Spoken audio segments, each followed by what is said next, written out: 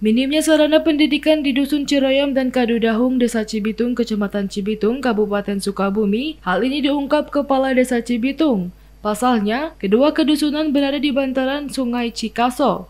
Untuk akses menuju daerah lain, harus menggunakan transportasi air dengan menempuh perjalanan selama 1 jam. Dan juga diketahui, Sungai Cikaso merupakan habitat buaya muara.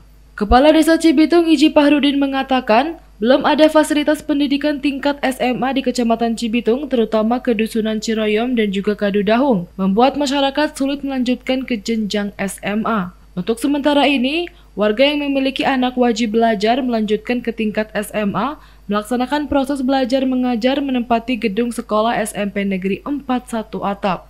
Ia menyebutkan, sementara masyarakatnya yang berada di akses jalan darat melanjutkan ke tingkat SMA, hanya ada di Kecamatan Jampang Kulon dan Surade. Namun untuk kedepannya, masyarakat kedua kedusunan bantaran Sungai Cikaso menghadapi dilema atas kelanjutan pendidikan mereka, lantaran sejumlah siswa SMK Bina Bangsa 1 Surade menimba ilmu menempati gedung SMP Negeri 4 Cibitung 1 Atap.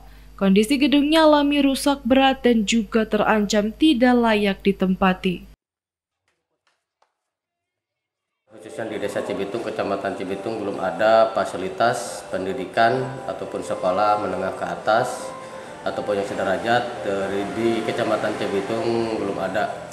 Apalagi warga masyarakat kami yang dua kedusunan agak kerepotan juga untuk mengejar pendidikan menengah ke atas tersebut. Dan untuk sementara ini yang di kedusunan Ciroyom dan Kadudahung itu masih meminjam tempat ke Satap Ciloma. Dari Kecamatan Cikaso, Kabupaten Sukabumi, Iqbal Bakar melaporkan untuk Dinamika.